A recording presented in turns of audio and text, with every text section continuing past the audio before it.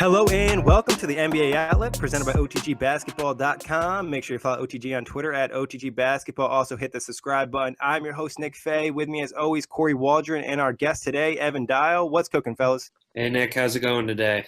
You know, I'm just getting ready to play a game of mousetraps. I got a mouse in my house. So, while Kory handles that situation, you can always listen to the NBA Outlet on iTunes, Blog Talk Radio, and OTGBasketball.com. But today we are talking Cleveland Cavaliers. You know, the last two times we talked about the Cavs has been kind of that negative aspect. Today we're going to talk positive. Cavs are on that 9-game winning streak. LeBron is playing great. What are your thoughts on this team? Are they back? Are they ready to dominate the Eastern Conference? I think they're back, and their offense certainly is. I believe fourth in the league. LeBron's never been better. Career marks across the board, field goal, three-point, and free throw percentage. A couple nice wins in the streak. Their bench has been one of the best bench units in the league with Dwyane Wade and Korver playing great. They got Love going last night. He had 38 in his best game of the season. Defensively, they're starting to improve little by little. They're no longer last in the league. So 9 wins in a row. They're streaking at the right time, and they're looking good, and I think we can safely say they're back. yeah, this has been definitely the best stretch for the Cavs. I get a little bit of a lighter schedule. You know, they had a 2 or 3 nice comeback wins where they were down, and they LeBron for the most part willed them to a victory. Like you mentioned, Evan, Kevin Love has best game last night. LeBron had a bullshit ejection. Wade has been extremely good after the, NBA Twitter went on the huge, he's washed, he's officially done. Look at what he is. The Cavs made a mistake. This team's too old. And Wade is arguably the 3rd or 4th best player on this team right now. And in a good way, not like, this team is that bad that he's the 3rd best player, but in a good way, he's their 3rd or 4th best player. LeBron keeps on putting up MVP type numbers. Like you mentioned too, Evan, Kyle Korver has been lethal from deep. I've never been a huge Kyle Korver guy. And I feel like every time I go on the record saying something bad about Kyle Korver, he generally goes out and hits like 5 or 6 threes the next game anyways, just to make me look stupid. But he continues to impress at the backside of his career. Channing Frye has been getting some solid minutes recently. And he even tweeted last night, like, I haven't ran that fast since like 1984 when he had like a fast break layup or something. They're gaining momentum. And like LeBron said, we're going streaking. They are. And Kevin Love, before we start talking about the Cavs, isn't this so weird that Kevin Love always has these giant like first quarters, and then in the second half it seems like he doesn't do anything? Like I think yesterday he had 35 at the half, and it looked like he probably could hit 50, and I think he finished with 38. Why do you guys think like Love just falls off in the second half? I can't even begin to try to explain. I mean, I know they kind of force feed him the ball in the first quarter, try to get him going. So I can get why he has stronger first halves. I do not know why he in the second half. Maybe that just designated LeBron time. But you're right. It reminded me of that Portland game last year where he had like a gazillion points in the first and then did nothing. I just don't think they feed him as much I think the game plan just changed in the second half because, he was 10 for 16 shooting. So it's not like he went cold. He just stopped being the vocal point of the offense. And granted, they had a pretty substantial lead at that point.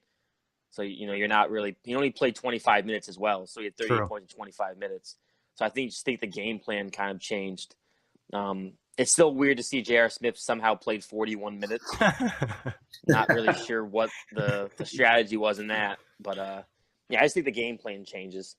2 and 9 from 3 for JR in 42 minutes, but let him play.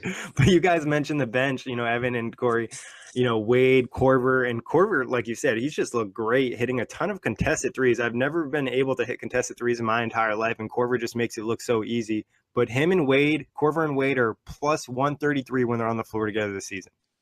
Wow, yeah, that's amazing. They both look like they got a little more bounce in their step and looking spry. They've been awesome. And that bench unit with LeBron, they just destroy people. Yeah, it's cool how they've used LeBron this year as kind of like Russell Westbrook last year, except the supporting cast I think is a lot better. LeBron can pretty much go with any unit, and they're going to have some sort of success offensively just because of the presence he puts on the court. And I feel like everyone on the court feels more confident when they have LeBron James alongside of them, which is, I mean, that's pretty much a given, I would think. Yeah, it's like LeBron's like your safeguard, like he protects you. Nothing bad's gonna happen when LeBron's there. If it does, like, you're just kind of fucked. But talking about LeBron putting up huge numbers, 25 plus points a game, like you mentioned, shooting percentages are great. I think 57 from the field, 42 from three, 8 assists, 8 rebounds, block, a steal, 4 turnovers. Could this be LeBron's best season ever?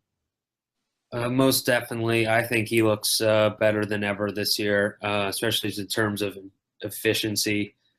And he's definitely in the MVP running, maybe only slightly behind Harden now, but the way he's lifted this team after the rough start and just got everyone on the same page and continues to play heavy minutes and dominate in all phases of the game, absolutely incredible. And I'd never doubt him and never pick against him. I mean, he hasn't averaged this many points per game since that's his last stint in Cleveland in 2009, 2010 when he averaged 29.7. Then he averaged 26, 27, 26, 27, 25, 25, 25, 26. So like he's just you don't normally see a 32-year-old raise his points per game. I mean, obviously it's LeBron James, so it's not like this is unheard of. But he's been incredible. He's definitely second in the MVP race. You can make an argument that he's first, but I think James Harden has just been incredible. Dominant. You just can't you can't dismiss what he's been doing over in Houston. But LeBron's definitely in this race, and if anything was to happen to Harden or Harden was to slip off production, I don't see LeBron's production slipping. I just he doesn't rely on his jump shot too much, even though he's been hitting it this year. He still gets to the rim. I know he complained after the game that he's not getting as many fouls called.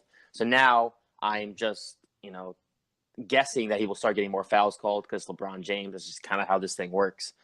And he's been killing everyone from the three-point line at the same exact spot. Has no one else noticed this? That he goes to the same spot at the top of, or not the top of the arc, like right to the side, and he does like a one dribble move crossover and hits a three, and no one seems to want to defend him when he's over there. It's pretty absurd. Yeah, and it's like, to be honest, it's just super tough to defend LeBron in that position because what are you going to crowd him at the line? He's just going to gas past you and muscle you to the rim. So it's just like when LeBron's hitting his three-point shot, we've said this for years, he's not really defendable, especially with his passing ability against double teams. That's when LeBron's playing lights out. The Cavs are very tough to beat. It's just more so the defensive end. What are they going to do when they face a Golden State? But you mentioned this before. We'll talk about the ejection last night. What were your thoughts on LeBron getting ejected? From my view, it only looked like he got one tech in that situation. The ref just said bye-bye. Yeah, I agree with you. It looked like just a one tech situation, and then I guess the ref just wanted to make a power move by tossing LeBron for the first time in his career. But yeah, overall, I would say a pretty ridiculous ejection. It's just like I've seen guys do worse. Draymond. I mean, yeah. I mean, I guess because if LeBron James ran at me, like I'd probably be a little bit intimidated. But I mean, all LeBron did was run over, and I mean, he only had about 5 seconds to yell whatever he was yelling in 5 seconds, and I'm not even sure how many words you can get out in 5 seconds. I saw a couple of memes where it was like he was probably saying like, "I'm going to burn down your house," or whatever that movie is with Will Ferrell. I don't know. It was definitely surprising. It definitely wasn't warranted of an ejection. I did find something funny, though. Wade mentioned this after the game. Wade has only been ejected one time, and it was against the Cavs. And now LeBron's only ejection has been against the Heat, whatever that is. Interesting. Yeah, and it was weird, too, because the game was a blowout. It wasn't like, a super physical game where everything was like, people are yelling at the refs constantly, and he just kind of, kicked them out. It was weird, especially LeBron. The ref knows who LeBron is, so like kicking him out, you better have a good reason. Do you think the NBA should look at some point in fining referees for bad calls or mistakes in big situations, or no? Ooh, that's a tough one. Could be a slippery slope because a lot of dirty laundry could get out there about refs, but there definitely should be some sort of system in which the NBA can control the refs and monitor and how well they fare in certain situations just for the sake of improving the officiating overall. But they would definitely have to keep it under wraps and not try to leak too much information about it, I think. I say no. I definitely don't think you should fine a referee because I don't think referees make that much money to begin with, especially because my dad umpires for baseball, and I know he doesn't make a ton from it. And also, referees have such a hard job. I mean, there's 3 of them or 4 of them, whatever there is, and they have to call everything in real time. It's not easy. As Nick, I know you've umpired a ref before as well. It's not easy. I do not think they should be penalized for bad calls. Mistakes happen. Yeah, no, you are right. NBA refs, though, do get paid well. I believe they make probably close to $100K a year, something crazy, because there's so many NBA games. But I think you're right. Out of all the sports I refed, I only did intramural college sports. I didn't do anything close to professional. But basketball is by far the toughest. Just like it is so quick and there's so many angles where you have to try to see everything, and it just happens so fast. I mean, I think in certain situations, there should be a grading system, and a ref just isn't cutting it, then they need to kind of, push him down to more training, bring somebody up. I think it's something they need to be on top of. But kind of like what Evan said, I don't think it'd be something you could do publicly, because everybody would be like, oh, that's a shitty ref. He's reffing our game. Like, if your team loses, it'd be kind of like throw that ref under the bus. And like Kory said, it's already hard to do. So it would have to be something behind closed doors. And I don't think you could use money, but you could reprimand them, and, you'd have so many bad games, you're suspended for a week or something along those lines, or you have to do some more training. Or do something in which you tie in maybe G League refs and professional refs, and say you're struggling, you go down to the G League. It's I'm saying you have to work on reps. Whatever you're doing wrong. Yeah, something like that. Exactly. And then a G League ref is doing really well, bring him up. They use the G League all the time to test out new rules and stuff. So it'd be great to test out refs there too as well. They probably do. But talking about LeBron getting ejected, Enes Kanter had something to say about it. What are your thoughts on Kanter's tweet circling the referee and calling him the king of Cleveland? Hilarious. and just amazing. I love that this feud is now a thing. The NBA is better for it. Enes Kanter, keep up the good work, buddy. I'm tired of him talking, though. I gotta. LeBron was right. He's always got something to say. He's played in 17 games this year. He's missed the last 5 or whatever due to an injury. He said he was going to pay fines for players on his team if they start fighting. This dude just became like a loose cannon overnight. I'm not sure what happened. He was like a quiet guy. I mean, he wasn't quiet because he was OKC met up with the Warriors last year, but he just seems to be getting more and more confidence. I'm not sure where it's coming from, but hell, I guess keep riding the wave. Dude, when I saw that tweet about he's willing to pay if his teammates get into fights, bro, first off, you're not balling like that. You're not the highest paid player ever, and not your teammates aren't making money anyways. And why are you telling guys to get into fights? You guys aren't good enough that you can't give away free throws late in games. I think it was in a game against Portland. The Knicks were making a comeback, and then somebody got a technical, and then next thing you know, it was Frank Ntilikina got a tech, and Michael Beasley got a tech. Blazers shoot 2 free throws, ends the Knicks run, and the Blazers go on and get the W. You don't want your teammates fighting. It doesn't help you. He is making money, though, this year. He's making $20 million. I didn't even realize he's making $20 million a year. Well, that's why OKC wanted to get rid of him. I mean, yeah. They were put in a tough position, which I always thought, this is going back some time, but I always thought it was crazy how OKC was willing to put out the extra money to make sure they could re-sign Enes Kanter, but a few years back, they weren't willing to put out that money to make sure they could keep Serge Ibaka and James Harden. So that was always OKC, why did you do that? He's got a weird contract, too. He made 16, 17, then 20, and then if he accepts his player option for next year, it's back down to 18 million. So this is just like an outlier. Oh, that's a reason why he's playing so well, too, contract year. But talking about big men, let's talk about somebody in the Western Conference who is dealing with an injury, which is something we frequently talk about, which kind of sucks because he's a great player, and that's Blake Griffin. Sprained MCL, and he could be out 2 months. What are your thoughts on Blake going down again? Kardashian curse or what? It's so sad. He is such a great player, but injuries it's like he has to have at least one a year and miss now, I guess, 2 months. And it ruins their season. They already lost Beverly. Gallinari's out. It looks like they'll go rebuild, maybe try to trade DeAndre Jordan. For Blake and the Clippers, though, they just signed him to that 5-year max deal. And it was looking good early, but now that's got to cause serious concerns. And I feel if he can ever, stay reasonably healthy. So it spells doom for the Clippers this year and potentially in the long term as well. It's more like the Rivers curse, right? It's like wherever Doc Rivers goes, he had to trade for Austin Rivers. This one injury for me is just like, it sucks because this isn't like a normal Blake Griffin injury. This is one of those freak accident injuries where a player falls and you get caught underneath them. It's just bad. It's just wrong place, wrong time. Lucky that was just a sprain. That looked extremely ugly from the videos. That looked far worse. My dad today, he's going to have his knee looked at because he possibly tore his ACL. And I sent him the video of Blake Griffin. I said, this was just an MCL sprain. I hope it's just the same for you. But, 2 months is a long time in the NBA. And like you said, Evan, I wouldn't be surprised if they try and move DeAndre and they try and push this thing towards a rebuild. Yeah, especially with Blake being that key point. He's averaging 23 points a game, seven, almost 8 rebounds, 5 assists. So he's kind of that key cog, and they already have a ton of injuries with Pat Bev, Teostic, Gallinari. So like you said, I think do you think the Clippers season is kind of over now? Like, there's not really a chance of the playoffs of the West that Blake's going to miss 2 months. Yeah, I think they're done. 2 months is just too long of a time to survive, especially with the other injuries they have. And the depth behind them is not great. I think they just have to accept the reality and go rebuilds, move Jordan, and then I'd be surprised if Doc Rivers is there past this season because I want to label as a good rebuild coach to have. Yeah, I agree. He needs a set environment for him to go. I definitely think DeAndre will be on the block, and Lou Williams too. I wouldn't be surprised if Lou Williams got traded again too. Yeah, he can add some scoring pop. Yeah, he's been ridiculous for them for the most part this year.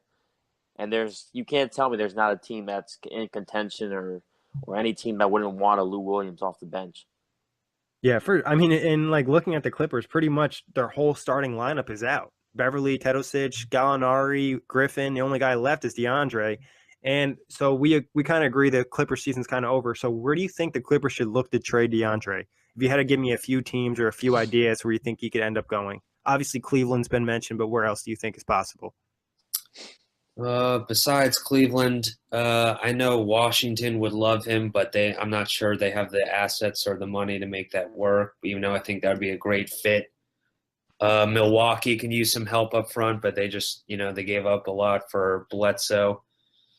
So then those are a couple of contender teams in the East to do it. Then it'll be interesting to see if any bad teams will want to make a run at him, but I have a feeling it would be more of a contender that would be interested. I got a few. So I'm looking at Cleveland. I think you can't rule out like the Celtics if they wanted to get a center to add some rim protection and rebounding for them. I think Milwaukee would be interesting because they definitely have some trouble down low. But like you said, they traded that second-round pick and Greg Monroe. And I feel like Thon Maker is still the guy you want to build around at the center position. It would make no sense for Brooklyn, but I know Brooklyn possibly could maybe offer some of the young assets for a center if they wanted that. The Suns could give up Tyson Chandler and something for DeAndre. The Suns are always getting involved in trades. Like, no matter what, even if they're irrelevant, they always want to get a star player. So that honestly is a pretty good poke right there because I wouldn't be surprised if they're mentioned. I don't know if they'd make the trade, but Phoenix always seems like somebody, like they were in Kevin Love trade talk, Paul George, Kyrie Irving, and they're not good. But those are my top teams. The only issue I think with DeAndre, it's like the Clippers will be in a weird situation because for a couple reasons. Bobby Marks pointed this out yesterday. DeAndre has no agent. So you're not able to kind of communicate and know if DeAndre is going to sign long term. Right now, his contract is expiring. He has a player option at the end of the year for $24 million. Probably, I would think, with the lack of great bigs on the market, I would think he might opt out and look to get a big deal. So it's like, am I going to give up a lot of assets for DeAndre if I don't know if he's going to return? So what do you think is going to be the asking price from the Clippers for DeAndre? Well, I think the Clippers, they certainly want a first-round pick. I'm not sure. because I know they have to give one to Boston. I forget if that's this year or next, but they may not have a first. But I think regardless, they'll definitely want a first, and that's why with the Cleveland deal, the rumor was a first round pick and Tristan Thompson. So probably something around that, a first and one or two solid rotation players, and I think that's about a fair price for who DeAndre Jordan is. Yeah, I definitely think they're going to want a first. Maybe even you might even be able to get away with like a young player and a second round pick if the young player is something that they're interested in. But it's definitely not going to be – I don't see like an Eric Bledsoe trade, like a Greg Monroe and a second-round pick happening for DeAndre Jordan. They're going to have to give a little bit more because I think he's a guy who plays both ends of the floors. And especially if you have a decent playmaking point guard, DeAndre Jordan becomes that much more valuable. Yeah, and the fact that I think he hasn't asked for the trade, the leverage is still there for the Clippers, where so in the other situations, Bledsoe, hair salon, all that nonsense didn't really work out. So I think that kind of helps the Clippers, and they don't have a ton of pressure. If I was them, I'd kind of sit on it and kind of wait on deals for the next few months because, you don't have to move them to the deadline. Just make sure you get something before free agency starts and kind of start that full rebuild because this is another clean – Evan and I were talking about the Grizzlies' young talent, but if you look at the Clippers – not much young talent on this team, no real player you can build around that from the youth. You mean you can't build around Austin Rivers? Maybe trade Austin and Doc in a combo package. But talking about bad teams where the Clippers could be real soon if they make these trades, I want to know, who is your worst team in the league this season so far? Ooh. Right now, it's between the Bulls and the Kings. I think are the two worst. I think the Bulls are a little better set in terms of the long term because they got market in, and he looks like he could be a franchise sort of player. But right now, they're probably the worst team in the league. Yeah, for me, it's a toss-up between the Bulls and my Hawks.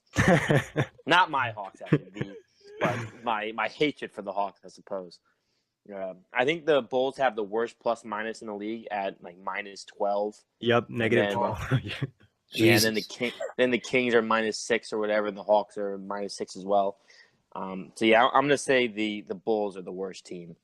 Yeah, even though they've had a few nice performances from guys like or Lowry, whatever the hell you say his name, and Denzel Valentine has finally gotten some good minutes. Yeah, and Dunn had a few good games. He's also had a couple bad ones too. I'm going to go with the Bulls as well. I think, like you said, that -12 plus minus is pretty bad. Then you just look at the roster. There's not like a ton of super talent. Obviously, one of their better players, Zach LaVine, being out hurts. Then obviously you have the off-the-court stuff with the Bobby Portis and Mirotic thing. They still haven't spoken yet. So I think the Bulls right now for me are bad. You watch them and you're just like, how are these guys going to score? Yeah, their offense is brutal, but Bobby Portis is I wonder what they're going to do with him because he's played pretty well since he's come back. A lot of good energy from him. He just is always hustling. Yeah, so I wonder if they're going to look to – because Mirotic is a free agent, and so a lot of different ways that could go. If they look to trade him at the deadline because you just have to trade a player who punched a teammate in the face. But they could probably get some pretty good value for him, and he could certainly help some teams. I got an interesting question before we get out of here for you guys. What are your thoughts on rebuilding teams trading young players? For example, like, if the Bulls were to move a Bobby Portis, or there's been talk about the Nets moving a Spencer Dinwiddie, what kind of do you think that makes sense for rebuilding teams to move the young player and try to get more assets, or they should just hold on to these guys because they need players?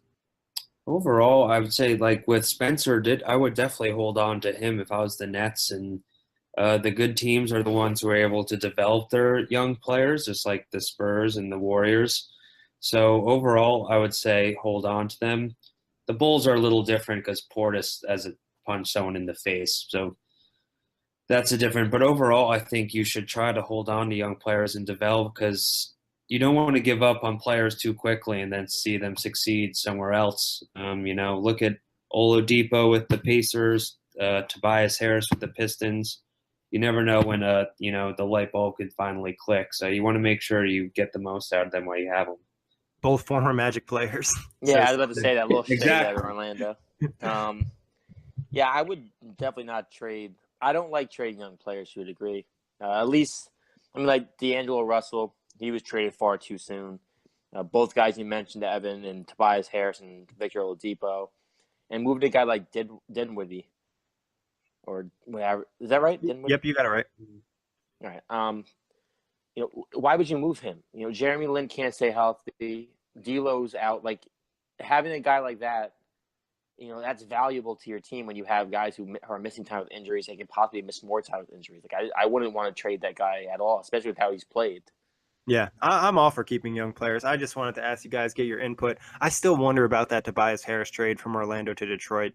Like, they literally got him for nothing, and I was still like mind blown at the time, and I'm still mind blown at it now. Especially, I think Tobias the other night dropped like 30 plus against the Celtics.